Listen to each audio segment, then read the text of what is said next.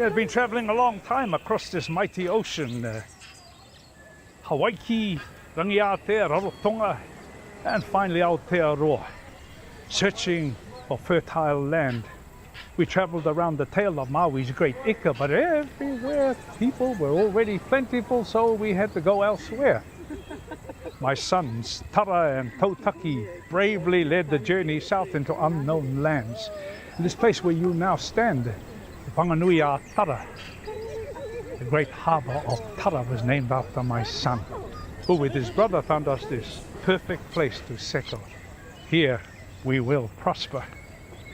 Rangitan, my grandson, he and his children's children will remember this journey. Ko te kai rap koia I kite. He who will seek will find.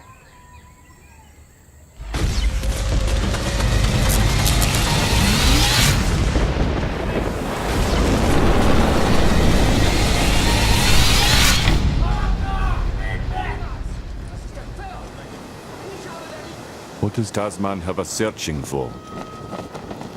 A new, great southern land? Knowledge? Nay, 'tis trade and the hope of gold. Keep the value of gold to yourselves. The company told us don't let the natives learn its true value. No chance of that. We've only talked with these murderers through their clubs. And when the infernal wind blows from all four quarters, the treacherous waves make landing ashore for fresh supplies nigh impossible. So we must suck rotten water through our teeth to filter the vermin, eat stinking, rotting flesh, and ride it out. The promised land at our feet, but impossible to set foot upon. Some promise. Who, in their right mind, would choose to settle here?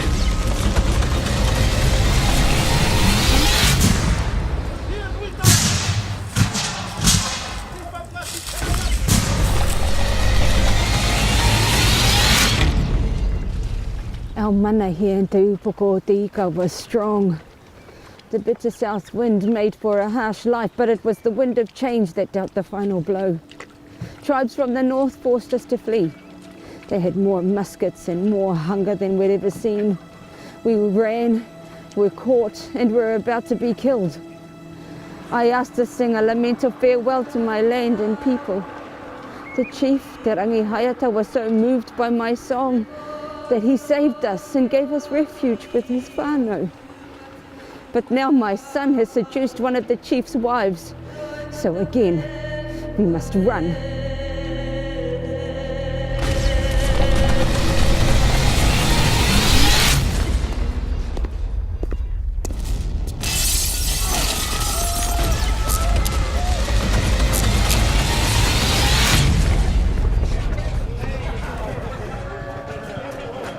This is my city.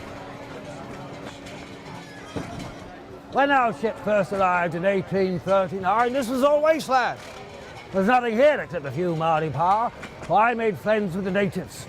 They called me Tiwiki, after a small chattering bird. They thought this accordion was my voice. Oh, it was a great adventure. The race was on to do a land deal with the Maori. We had to hurry because we'd already sold land here back home. And the treaty was going to lock us out. Some of the chiefs were worried that they would lose their land, but I said to them, you will always be part of our great city. This city, my city. This street here is named after me.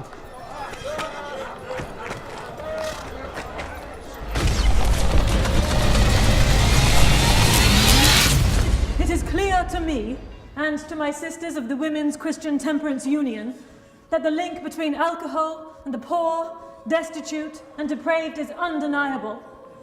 One does not have to look far to find men who are so distracted by the drink that they neglect to fulfill their duties as husbands and fathers, or women who have fallen under the influence in every way. Only by involving women in political decision-making can we ensure that morality and prohibition are priorities of this government. Giving women the vote shall bring to an end the sale and consumption of alcohol. Sisters, gathered together we are strong, and together all things are possible. Temperance and common sense shall prevail.